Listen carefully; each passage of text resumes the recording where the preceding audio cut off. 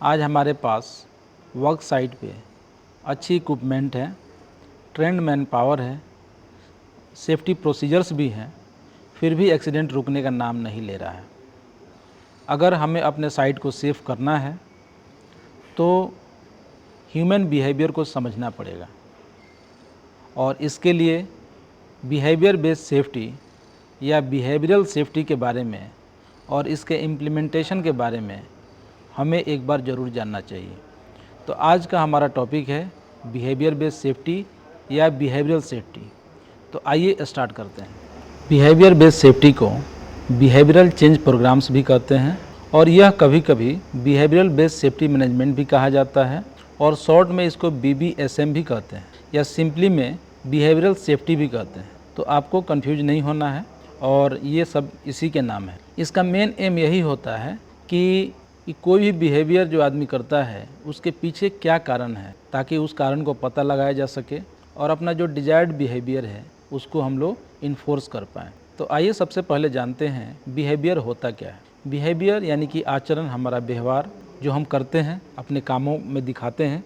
तो बिहेवियर एक क्या है कि ऑब्जर्वेबल है, मेजरेबल एक्ट है, यानी कि जो कुछ भी हम करते हैं, anythings that we can see an individual do और से इज़ कॉल्ड बिहेवियर। जैसा जो कुछ भी हम करते हैं काम, जो हमारा काम करने का तरीका है, जो हमारा वहाँ पे व्यवहार या आचरण, ये सब करने का तरीका है, जैसा हम बोलते हैं, ये सब हमारा क्या है, बिहेवियर है। हेनरिच ने लगभग 75,000 इंडस्ट्रियल एक्सीडेंट को एनालाइज किया, जिसमें पाया गया कि 88% ऑफ द एक्सीडेंट जो है वो ह्यूमन अनसेफ बिहेवियर के कारण होता है और 10% जो है एक्सीडेंट वो है अनसेफ कंडीशन के कारण होता है, जिसमें 2% जो है हम लोग गॉड के हाथ में देते हैं, क्योंकि वो हमारे हाथ में नहीं रहता है। और जैसे कि भूकंप आना, जैसे कि आंधी तूफान आना, कभी हमें ये सब चीज़ें हमारे कंट्रोल में नहीं रहता है। तो अगर आप इस चीज़ को देखें कि 88% जो है अनसेफ बिहेवियर के कारण हो रहा है, यानी कि अनसेफ एक्ट के कारण हो रहा है, और 10% जो है अनसेफ कंडीशन के कारण हो रहा है। तो आखिर 10% जो है जो अनसेफ कंडीशन होता है वो कौन बनाता है? वो भी तो कोई आदमी ही के कारण अनसेफ कंडीशन होता है ना।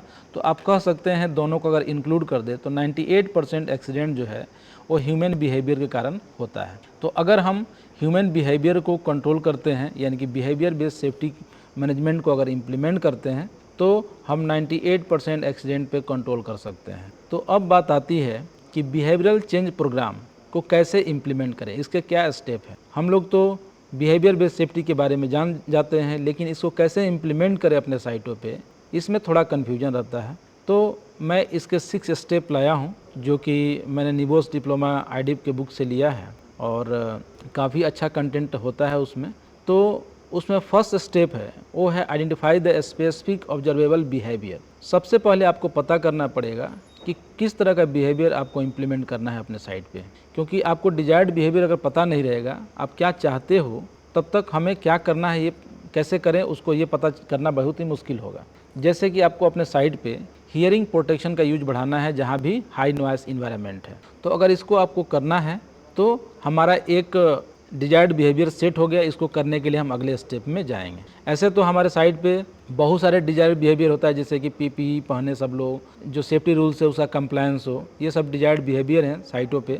और जो भी प्रोसीजर वगैरह बने हो सब लोग वो लोग माने, तो हम एक से ज़्यादा भी हमारा डिजायर्ड बिहेवियर हो सकता है। बस मैं यहाँ पे एक की बात कर रहा हूँ, एग्जाम्पल। सेकेंड स्टेप जो है measure the level of desired behaviour, यानी कि सपोज कोई ईयर मफ या ईयर प्लग पहन रहा है हाई नॉइस एरिया में, लेकिन कितने लोग पहन रहे हैं, क्या कोई नहीं पहन रहा है या 50% पहन रहे हैं, तो इसको हमको मेजर करना है। और मेजर करने के लिए हमको जो भी ये कैसे कर सकते हैं, ऑब्जर्वेशन से। ऑब्जर्वेशन क्या होता है, साइट पे जाएंगे, देखेंगे चीज़ों को और नोट करेंगे, इसी को बोलते हैं ऑब्जर्वेशन।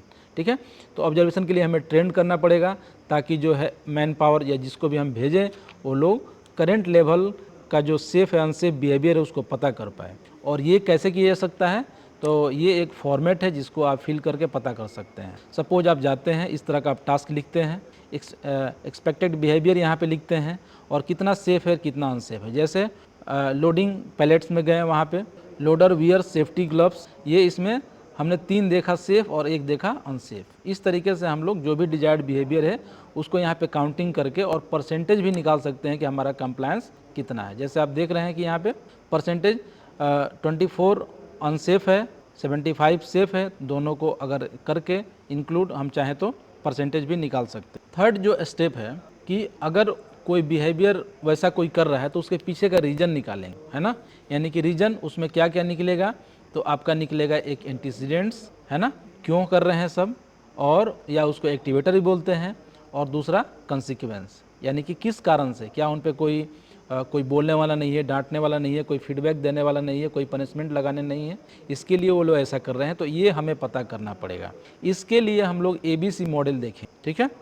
तो आइए पहले इसको थर्ड नंबर को ABC मॉडल में देखते हैं। तो जैसा कि आप इसमें देख रहे हैं, कोई भी बिहेवियर पे दो का असर पड़ता है, एक एंटीसीडेंट्स और दूसरा कंसिक्वेंस। तो जब तक कोई आदमी अगर ट्रेनिंग नहीं मिला है, उसको प्रोसीजर के बारे में जानकारी नहीं है, उसको कोई मैनुअल, कोई इंस्ट्रक्शन, कुछ भी ऐसी उसकी जानकारी है ही नहीं, तो आदमी गलत काम करता है। गलत काम मतलब हमारा जो डिजायर्ड बिहेवियर है वो नहीं करता है। जैसे ईयर प्लग पहनना या ईयर मफ पहनना हाई नॉइज एरिया में, उसको जब तक पता नहीं रहेगा तब तक वो कैसे पहनेगा। तो सबसे पहले हमको ये चीज़ें पता करनी पड़ेगी, यानी कि एंटीसीडेंट्स क्या है, या हो सकता है उसको रिसोर्स नहीं मिला हो, ईयर प्लग, ईयर मफ ये सब नहीं मिला हो, तो एंटीसीडेंट्स हमको ये सब पता करना पड़ेगा, ठीक है। इसका असर कितना परसेंट पड़ता है, 15%। अब हमको ये पता करना पड़ेगा कि क्यों ऐसा नहीं हो रहा है। सब कुछ देने के बाद, बताने के बाद भी क्या ऐसा कुछ है क्या, यानी कि कुछ उसको रिवार्ड नहीं मिल रहा है, कोई पनिशमेंट, यानी कि कोई बोलने डांटने वाला नहीं है, कोई पेनल्टी लगाने वाला उसके ऊपर नहीं है, ठीक है। रिकॉग्निशन, यानी कि कुछ उसको कोई शाबाशी नहीं दे रहा है, कुछ उसको लोग प्रेज नहीं, यानी कि बड़ाई नहीं कर रहा है, तो क्या ऐसा कुछ है क्या। कोई सही काम कर रहा है, उसको लोग फीडबैक देने के लिए उसको नहीं है, यानी कि बताने के आप सही काम कर रहे हो, तो क्या होता है, बिहेवियर चेंज होता है। तो सबसे पहले हमको एंटीसीडेंट्स और कॉन्सिक्वेंस पता करना पड़ेगा, तब जाके जो है हम इसके ऊपर काम कर सकते हैं। उसके बाद जो फोर्थ स्टेप है वो है ट्रेन वर्कर्स टू ऑब्जर्व, यानी कि फर्स्ट स्टेप जैसे मैंने इसमें बताया कि उसका एंटीसीडेंट्स के ऊपर काम करना पड़ेगा, यानी कि उनको ट्रेनिंग देनी पड़ेगी, उनको प्रोसीजर, मैनुअल्स ये सब के बारे में समझाना पड़ेगा ताकि वो लोग सही से काम करें, ठीक है। उसके बाद जो है प्रोवाइड इमीडिएट फीडबैक, यानी कि हमको काम करना पड़ेगा किसके ऊपर, कंसिक्वेंस के ऊपर, यानी कि जो कुछ भी लोग अच्छा अगर काम कर रहे हैं तो उनको हमको फीडबैक देना पड़ेगा, बताना पड़ेगा आप सही काम कर रहे हैं, आप बहुत अच्छा काम कर रहे हैं, इससे हमारा प्रोग्रेस हो रहा है, एक्सीडेंट कम हो रहा है, तो ये सब बताना पड़ेगा, प्रेज करना पड़ेगा।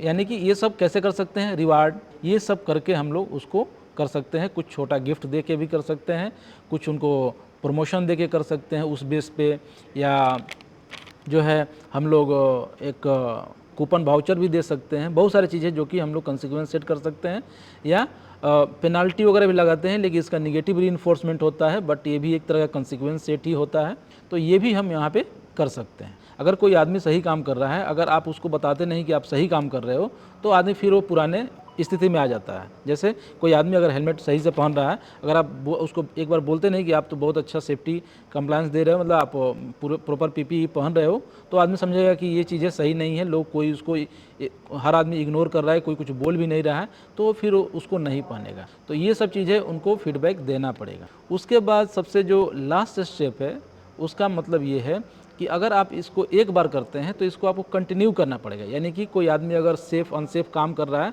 तो उसको फीडबैक रेगुलरली देना पड़ेगा, ठीक है। और साथ में अगर कोई ज़्यादा अच्छा काम कर रहा है तो हमारा जो सक्सेस मिल रहा है उसको सेलिब्रेट भी करना चाहिए टुगेदर, ताकि फर्दर इम्प्रूवमेंट हो सके। तो हमको अगर कोई गलत काम कर रहा है तब भी बोलना है, सही काम कर रहा है तब भी बोलना है ना।